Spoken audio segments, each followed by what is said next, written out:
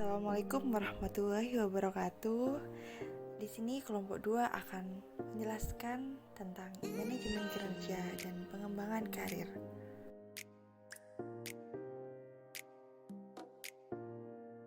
Manajemen kinerja. Apa itu manajemen kinerja? Manajemen kinerja adalah proses yang memungkinkan tenaga kependidikan untuk memainkan peran yang terbaik dalam memberikan maupun mengkontribusikan setiap kemampuan yang mereka miliki guna mencapai tujuan atau bahkan melebihi target dan standar yang ditetapkan secara langsung terkait dengan tujuan organisasi. Jika kinerja adalah kuantitas dan mutu pekerjaan yang diselesaikan oleh individu, maka kinerja merupakan output melaksanakan tugas. Proses manajemen kinerja yang pertama adalah mendefinisikan peran lembaga yang meliputi deskripsi tugas dan sasaran atau tujuan departemen. Kedua hal ini harus dirancang sejak awal dan harus dipastikan berjalan sesuai dengan tujuan yang telah ditetapkan. Untuk yang kedua, kinerja perencanaan yang meliputi menetapkan tujuan individu dan menyepakati rencana pembangunan merupakan kesepakatan yang dicapai antara individu dengan manajernya tentang sasaran dan akuntabilitasnya. Untuk yang ketiga, menyampaikan dan pemantauan meliputi dukungan manajer secara terus-menerus dan monitoring. Manajer dapat berbagai informasi internal yang dapat mempengaruhi kinerja tenaga kependidikan. Namun, perlu berhati-hati terhadap informasi yang sensitif. Yang keempat, penilaian informal dan penghargaan. Penilaian dilakukan dengan melihat hasil atau prestasi kerja. Tingkatan penilaian dapat bervariasi tergantung pada jenis organisasi dan pekerjaan yang dilakukan. Penilaian kinerja. Penilaian kinerja adalah kegiatan organisasi dalam berusaha untuk menilai tenaga kependidikan dan mengembangkan kompetensi, meningkatkan kinerja dan mendistribusikan imbalan. Tujuan penilaian kinerja. Penilaian digunakan untuk mengambil keputusan personal. Penilaian ini sangat membantu memberikan informasi yang tentang promosi, transfer, ataupun pemberhentian pegawai. B. Penilaian dapat memberikan pelatihan dan pengembangan yang dibutuhkan oleh perusahaan. C. Penilaian dapat dijadikan sebagai bahan kriteria untuk program seleksi dan pengembangan sumber daya manusia. Yang terakhir, yang D. Penilaian kinerja digunakan untuk memenuhi feedback atau umpan balik terhadap para pekerja. Manfaat positif penilaian kinerja. 1. Sebagai perencanaan kinerja dan penetapan tujuan. Yang kedua, memberikan umpan balik dan pembinaan. Yang ketiga, pengembangan tenaga kependidikan. Yang keempat, menghubungkan kinerja tenaga kependidikan untuk kependudukan. Yang terakhir, yang kelima, kompensasi dan promosi. Tujuan manajemen kinerja. Tujuan strategik. Mengait kegiatan pegawai dengan tujuan organisasi, pelaksanaan strategis tersebut perlu mendefinisikan hasil yang akan dicapai, perilaku, karakteristik pegawai yang dibutuhkan untuk melaksanakan strategi, mengembangkan pengukuran dan sistem feedback terhadap kinerja pegawai. Yang kedua, tujuan pengembangan. Mengembangkan kapasitas pegawai yang berhasil di bidang kerjanya, memberikan training bagi yang berkinerja yang tidak baik, serta penempatan yang lebih cocok. Kemudian ada tujuan administratif, yakni menggunakan informasi manajemen kinerja, khususnya evaluasi kinerja untuk kepentingan keputusan administratif, pengajian, promosi, pemberhentian karyawan, dan lain sebagainya. Tujuan khusus manajemen kinerja. Yang pertama, meningkatkan kinerja sustainable. Yang kedua, meningkatkan motivasi dan komitmen tenaga kependidikan.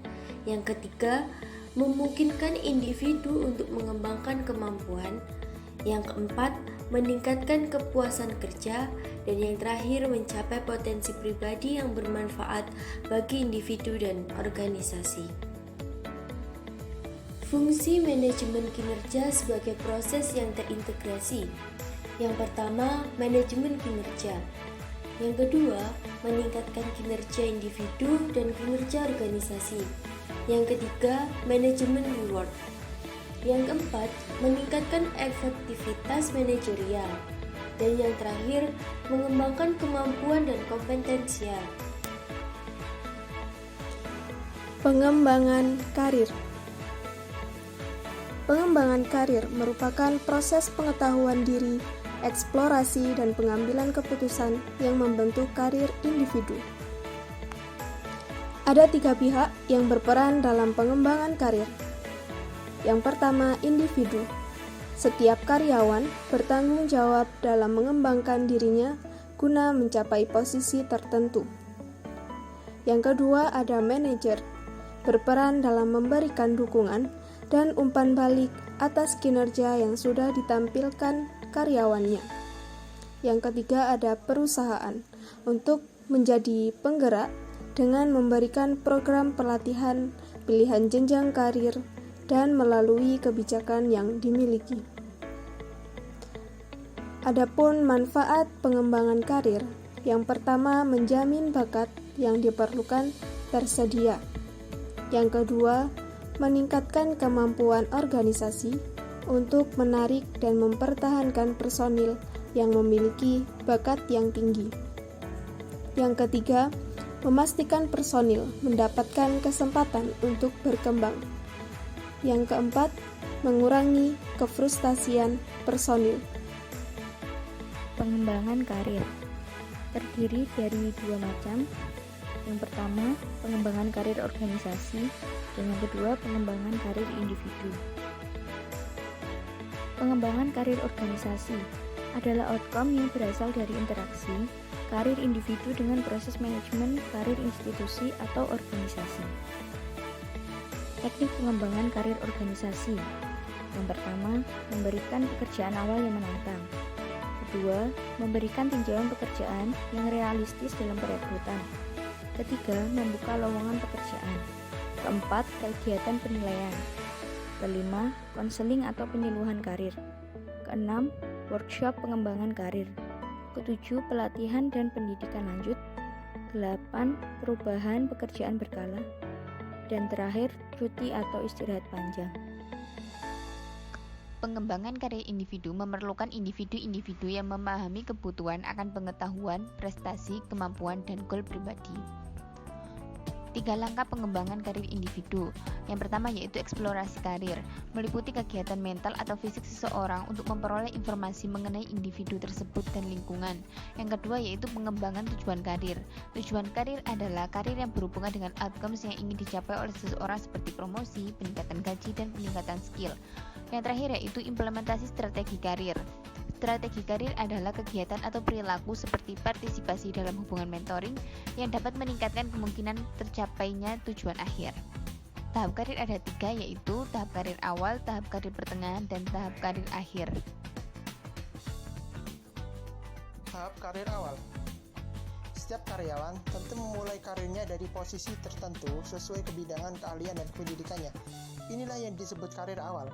Dalam prosesnya, karir awal tidak selalu berjalan mulus karena ada berbagai masalah seperti ketidaksesuaian realitas pekerjaan, seniorisasi, batasan loyalitas yang tidak jelas, sulit beradaptasi dengan lingkungan internal maupun eksternal, insentivitas akan aspek politik, organisasi, dan lain sebagainya. Yang kedua, tahap karir pertengahan. Tahap pertengahan bisa dikatakan sebagai periode stabilisasi karena mereka sudah cukup mampu memahami kerja dengan segala tanggung jawabnya. Pada tahap ini, karyawan mulai menemukan pengalaman baru seperti penugasan khusus, promosi, hingga tawaran dari perusahaan lain. Yang terakhir adalah tahapan karir akhir. Pada akhirnya, karyawan akan masuk ke tahap akhir, di mana mereka yang sudah senior dan bersiap pensiun mulai mengurangi beban kerja, sekaligus mengajar ilmu kepada mereka yang akan menggantikan posisinya. Pada tahap ini, perusahaan bisa memberikan kebebasan kepada karyawannya dan memastikan mereka tetap produktif selama masa-masa akhir tersebut.